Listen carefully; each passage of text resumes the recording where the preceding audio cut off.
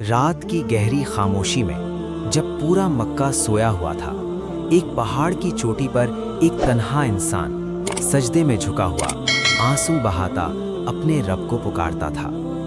اور پھر ایک لمحہ ایسا آیا جس نے انسانی تاریخ کا رخ ہمیشہ کے لیے بدل دیا۔ وہ کون سا لمحہ تھا؟ کون سی آواز تھی جس نے پہلی بار غار حرا کی خاموشی کو چیر ڈالا؟ اور وہ کون تھے جنہیں محمد کہا گیا؟ رحمت، نور اور انسانیت کی سب سے آخری امید۔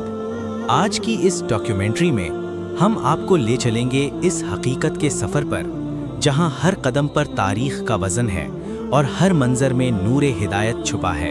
یہ کہانی ہے محمد رسول اللہ صلی اللہ علیہ وسلم کی، وہ نام جس کی گونج صدیوں سے دلوں کو بدلتی آئی ہے، وہ ہستی جسے قرآن نے رحمت للعالمین کہا۔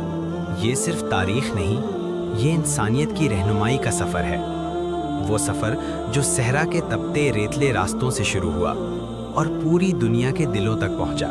اس ڈاکیومنٹری میں ہم مکمل احترام، سچائی اور مستند حوالوں کے ساتھ نبی کریم صلی اللہ علیہ وآلہ وسلم کی زندگی کے چند بنیادی، تاریخی اور روحانی لمحات کا جائزہ لیں گے۔ مکہ، وہ شہر جو تاریخ لکھنے والا تھا۔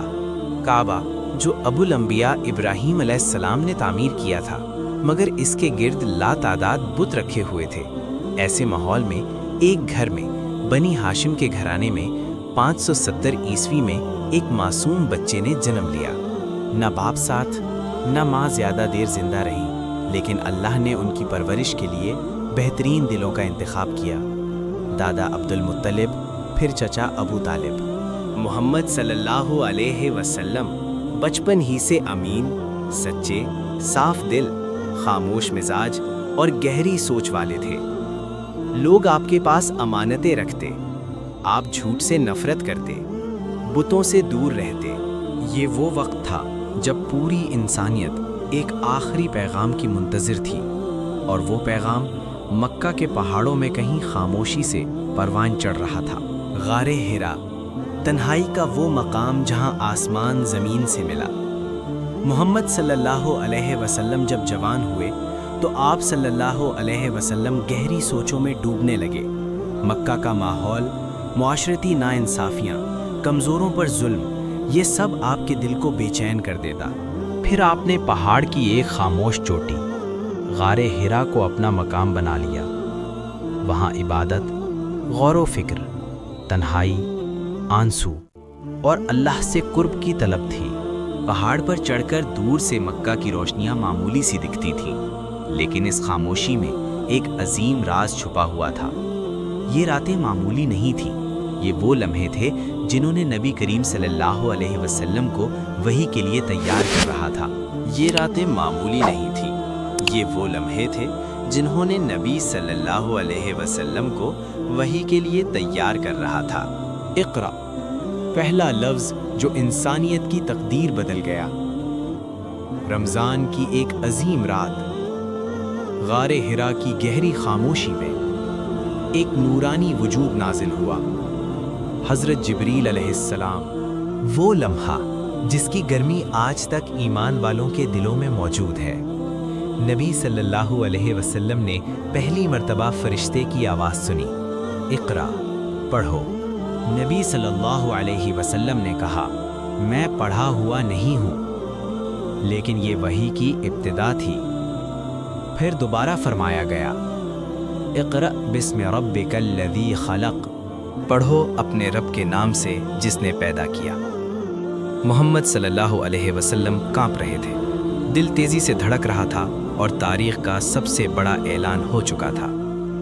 رسول مبعوث ہو چکے تھے۔ یہ رات لوح محفوظ میں پہلے سے لکھی ہوئی وہ شب تھی جس نے دنیا کو ہدایت کا نور دے دیا۔ دعوت حق، ظلم کے سائے میں روشن چراغ۔ جب نبی صلی اللہ علیہ وسلم گھر واپس آئے تو حضرت خدیجہ رضی اللہ عنہا نے آپ کو سنبھالا، تسلی دی اور سب سے پہلے ایمان قبول کیا۔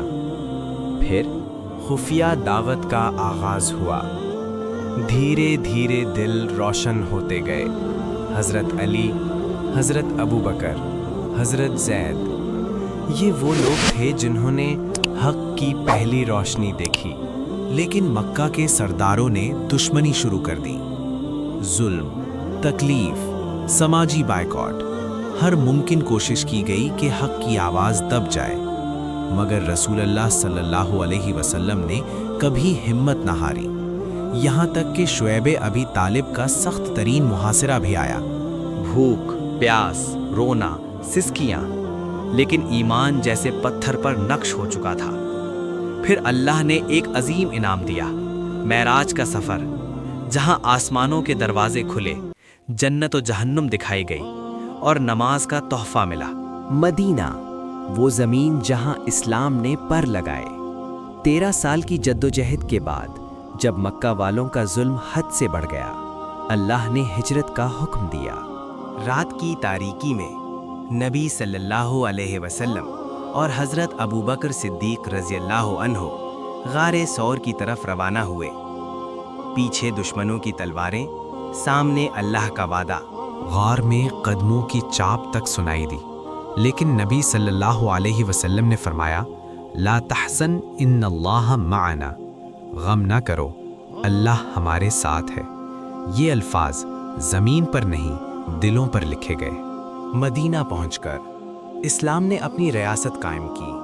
عدل، رحم، بھائی چارہ، قانون، مساوات۔ مسجد نبوی ننی، مہاجرین و انصار بھائی بنے، اور دنیا نے پہلی بار دیکھا کہ دین صرف عبادت نہیں بلکہ مکمل نظام زندگی ہے۔ پھر بدر، احد، خندق کے معرکے آئے، حق کی فتح ہوتی گئی، اور آخرکار وہ دن آیا جب نبی صلی اللہ علیہ وسلم فاتحانہ انداز میں مکہ میں داخل ہوئے، لیکن سر جھکا ہوا، آنکھوں میں عاجزی، ہاتھ میں معافی۔ آج انسانیت تاریخ میں کوئی اور فاتح ڈھونڈے جس نے دشمنوں کو ایسے معاف کیا ہو، کوئی نہیں ملے گا۔ محمد رسول اللہ کی زندگی رحمت، صبر، عدل، محبت اور کردار کا سب سے بلند معیار ہے۔ اگر آج کا انسان نفرتوں میں بٹا ہوا، دلوں میں سختی لیے بیٹھا ہے، تو حل وہی ہے جو 1400 سال پہلے ملا تھا۔ سچائی، رحم، انصاف اور سیرت محمد صلی اللہ علیہ وسلم کی پیروی۔ یہ کہانی نہیں، یہ نور ہے۔